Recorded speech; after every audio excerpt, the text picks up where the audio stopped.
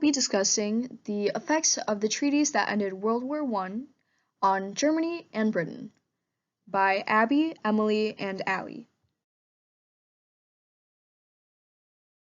The Treaty of Versailles, signed in 1919, was one of the only peace treaties coming out of World War I that impacted Germany directly, as it ended the state of war between Germany and the Allied powers.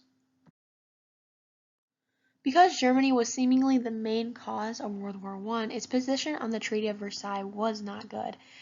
As can be seen on the figure on the left, the Allied hand is pushing Germany into the ocean while balancing on a diving board of peace treaties. This shows that Germany needed to sign the peace treaties in order to stay afloat, which corresponds with the idea that they did not want to sign the peace treaties because they never had a say in the negotiations, as well as the fact that it appeared to go against the concept of self-determination, which was proclaimed in President Wilson's 14 points in November 1918. The Germans also did not have a good position with the Treaty of Versailles because of the reparations it had to pay, as it had to also give up colonies in Africa, Asia, and the Pacific region, and secede 13% of its territory to other nations. This did not give a good position of the Treaty of Versailles on the German public either, as they blamed this treaty and these reparations on the Republic's democratic decision rather than Imperial Germany.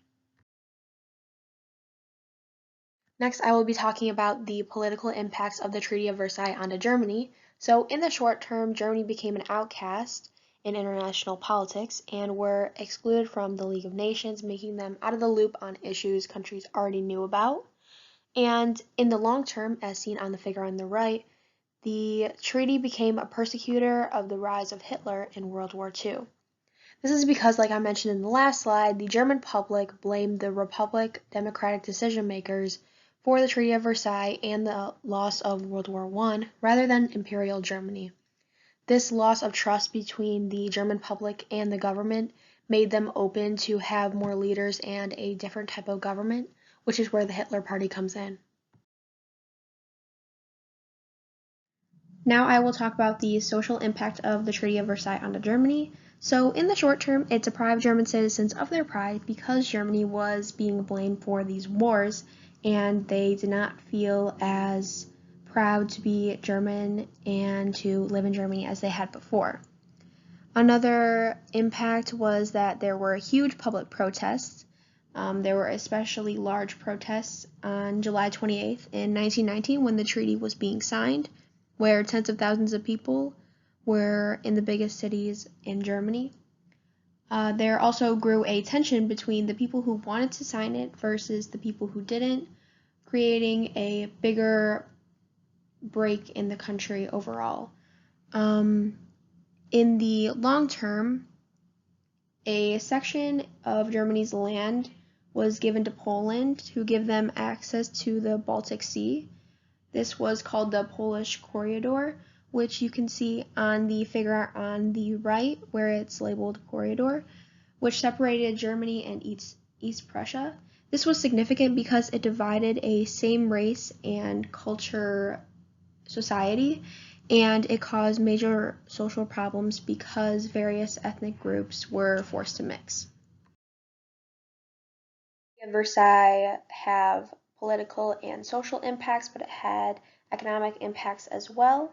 So in the short term, we have heavy reparations that needed to be paid, which Germany had to pay billions in reparations due to causing World War I. And the trade system was very interrupted because of these reparations that they had to pay. And with Germany being a huge trade partner to Britain, the trade system collapsed when Germany had to pay these reparations. In the long term, there was an economic depression. With the heavy reparations combined with the devastated economic infrastructure throughout Germany, the hyperinflation and the unemployment was staggering, and Germany currency became so devalued that it took a lot of money to buy basic items such as a loaf of bread. And On the picture on the right, it shows children flying a kite made out of the German currency at the time, which was sewn together. This truly shows the devalued currency because of the economic depression they were in. This economic depression also had a impact of the Nazis being able to come to power. This was because from 1929 to the early 1930s, depression was again brought up onto the German society, and the weakened society of Germany because of this depression allowed the Nazis to come to power. Now, to wrap up the section on Germany, we are going to talk about how the delivery of the treaty can be improved. The unwillingness to let Germany have a say in their reparations was very significant in this treaty because Germany was going to be the one having to pay these reparations, so they should have had a say into what they feel like should and should not have been a good punishment. And I think making the Germans a part of this treaty would have been more palatable for them because they would have had to accept it already instead of being pushed into it. I also feel like it could have been improved by not blaming it all on Germany, because blaming it all on Germany went into blaming it all onto its democratic government, which created the public siding against the government and created even more tension in the already split society of Germany. For the Treaty of Versailles on Britain, politically there was a reduction of the German Navy, and this was positive as it lowered competition for the British. Additionally, the British were given German colonies as mandates, so this allowed them to have more control.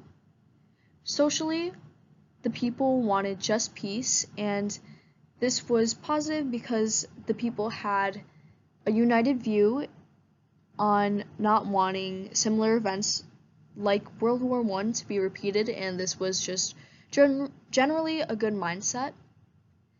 Economically, reparations were lowered so Britain could still remain trading partners with Germany, which was a positive.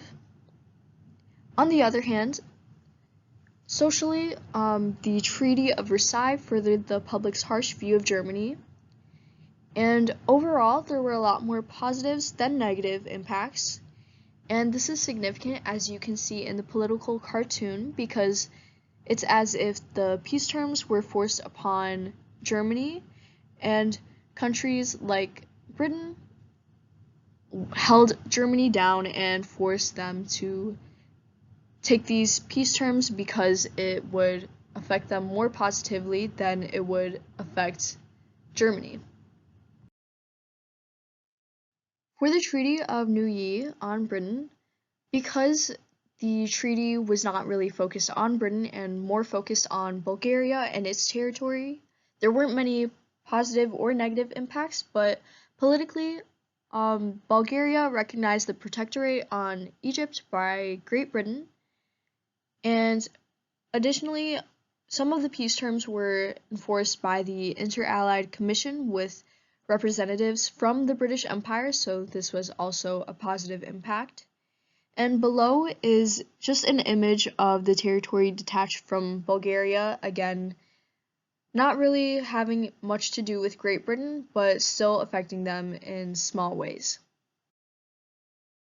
For the Treaty of Sèvres on Britain, there were quite a few positive impacts, including politically, Palestine, Iraq, Transjordan, and Cyprus were all under British control, and economically, the British had access to the rich oil fields in Iraq, and they also had more control over the Ottoman Empire economically, as they had access to the control of finances and economy, and for example, they had access to being the debt bondholders.